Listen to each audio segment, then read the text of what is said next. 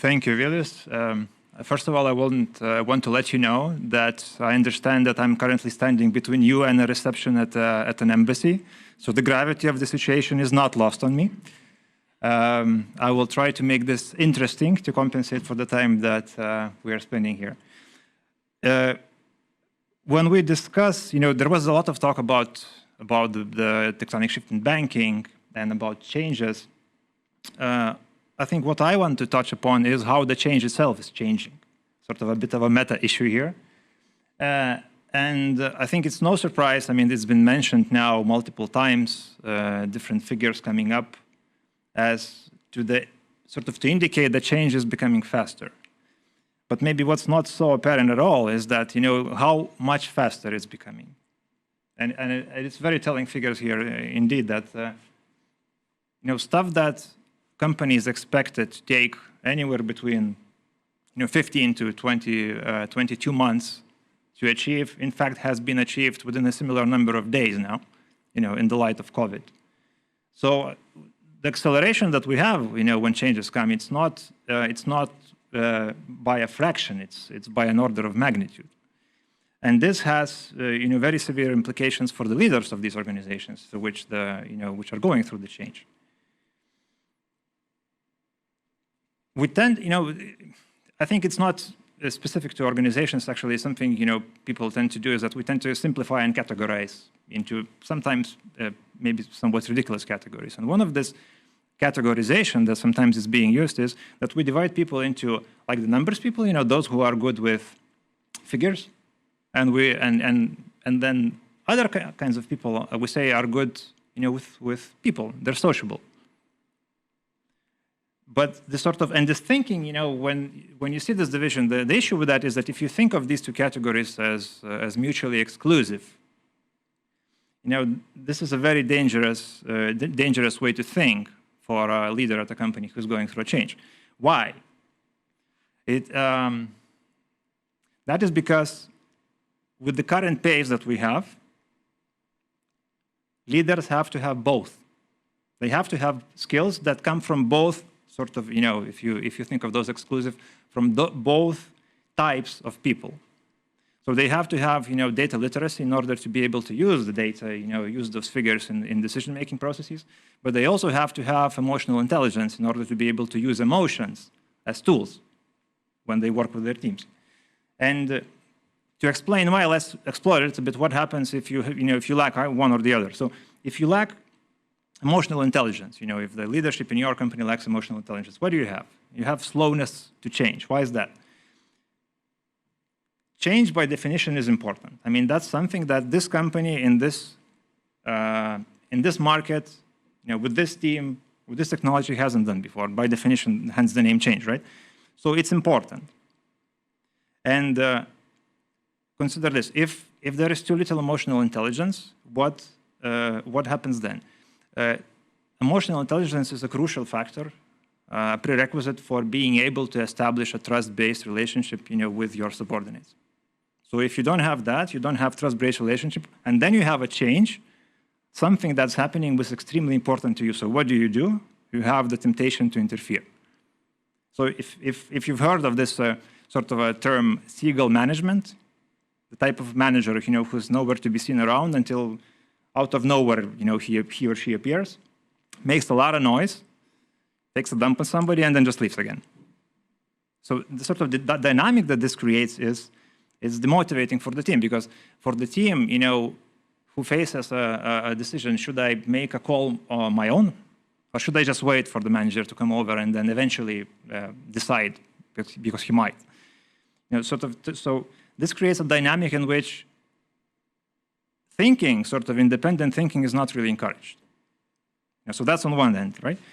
On another, if you either don't have the data itself, or you don't have the ability to use the data.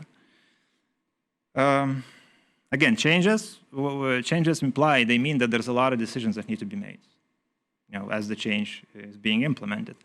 And all of those decisions have to be made based on something. So if you don't have data, or if you can't use the data that you have, what do you base those decisions on? You base those decisions on opinions.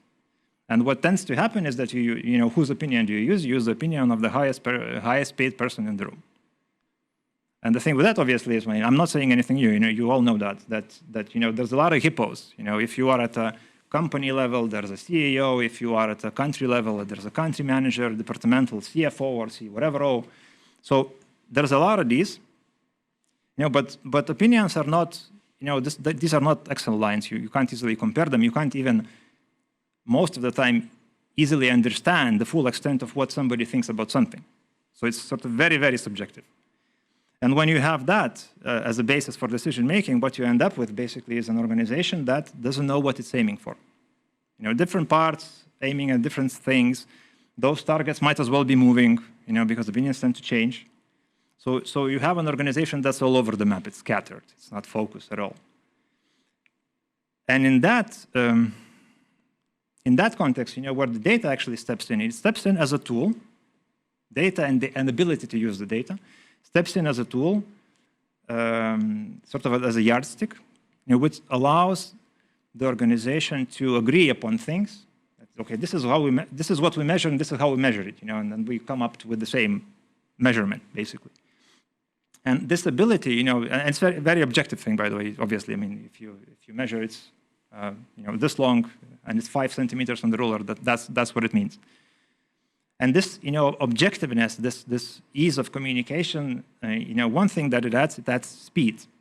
And that's the first reason why you would want to have a yardstick like that, because consider this. In order to not go to your manager, if you're a subordinate, in a company, and in order to not go to your manager and ask with every single movement, what do you need to know? You need to know, first of all, what's your mandate. So what are you, what's the sandbox, if you wish, that's within which you are supposed to operate, and maybe, so there are boundaries, but you shouldn't exceed them, but you probably should be operating as far as they allow you. And also, what is the definition of success? What are you aiming for? And if you have that, then what you gain, basically, you have the ability to act, because in that case, you don't have to go to your manager with every single movement. So there's, enablement that happens. So that's one. Two, we're discussing change. And especially when we're discussing tectonic shifts, consider the opposite. If there is no data, and if we base our decisions on opinions, I'll use a different one, insights, there is a pretty good chance that whoever drove the company to a point at which it is now, that they have good, they have good insights, that they have generally a good feeling as where the wind is blowing and how stuff is going to happen.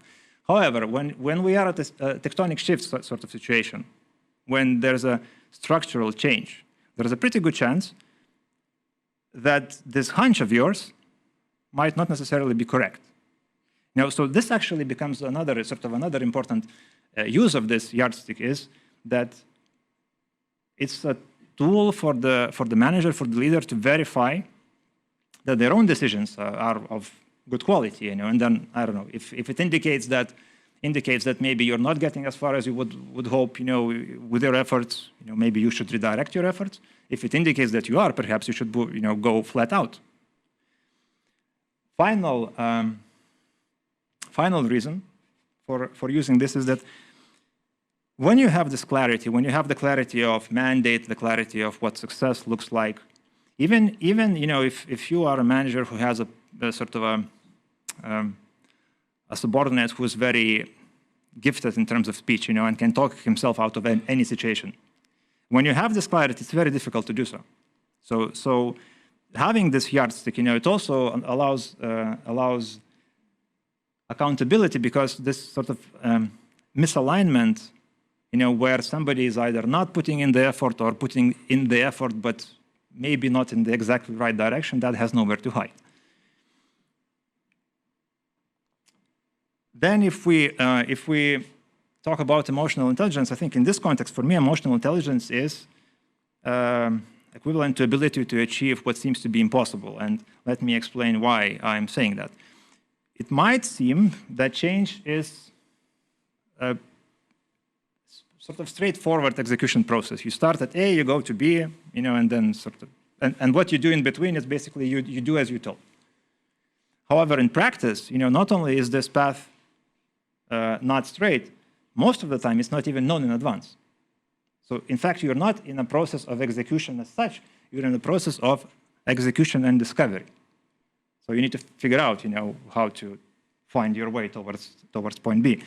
And furthermore, you actually probably need to cooperate with other people in your organization because it's, most of the time, these sort of twists and turns are not easy to figure out. So it might require cooperation from different parts of the organization.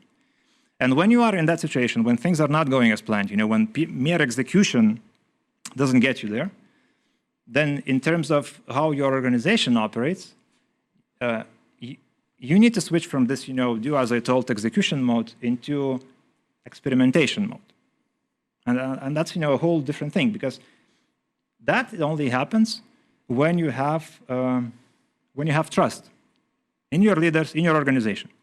So basically, what does that mean? That means that, as long as you're operating within the mandate, and as long as you're aiming at the, direction, the definition of success that you have committed to, you have to trust that you will not be punished for doing an experiment that has not succeeded.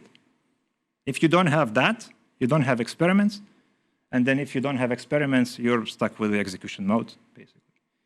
And this is, this is where, to me, this is where this link between these two sides actually starts to emerge, because when you have in an organization, when you have people who are able to experiment, so they're willing to take in the risk and try something which might not work, and they're willing to do so also in cooperation with others, with social pressure, all that. So they're willing to do that. So what you get with the first one, basically, you get a lot of energy that can put you, bring you places. What you need is to control that energy, and that comes through the second element.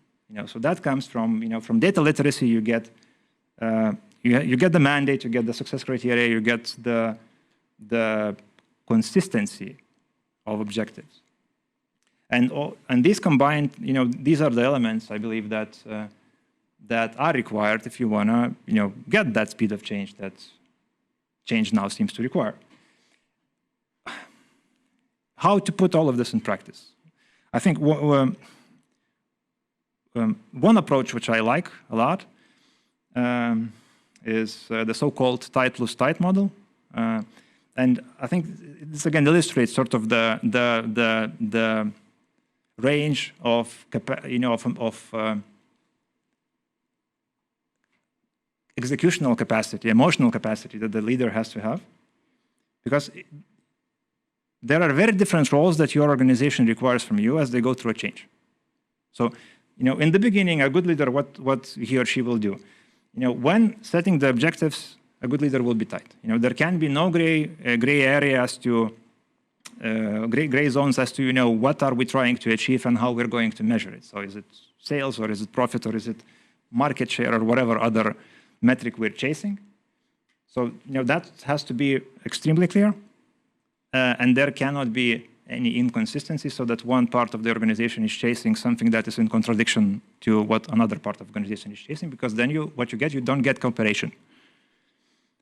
However, the moment you enter into this part where you're implementing stuff, the role of a leader actually shifts from, from this sort of the tight, demanding type into, I would dare to say, service provider. You are actually a barrier remover for your team. You help them get accesses to resources, work around budgeting constraints, whatever they need. So as since you nor your organization knows the path, you need to find it. So this basically says, that as to how you're going to achieve it, your team will probably come up with better suggestions that and your support is required to get the whole organization through it. At the end of the day, however, to harness this, all of this energy, all of the stuff that's happening, and make sure that you are getting towards your goal, what you still need, again, tight mode. So you basically need to be very clear again, and sort of rather demanding, I'd say, when it comes to accountability for delivering. So it's sort of not optional to achieving, results you've committed to achieve. And if you fail to do so, because we're not perfect at planning, that happens. If you fail to do so, at the very least, the role here is to make sure that the team understands why. And we learn from this, and we don't repeat the same mistake again. And I think this really summarizes it, to be honest. I think my key message is that if you want change at the pace at which change is happening now, don't think about numbers, don't think about social skills as two separate skill sets that you can afford to have just one, be good at one of those. If you want change at this pace, you either have both, or you have to accept that you and other managers, leaders in your organization is the bottleneck of change. Thank you. Thank you.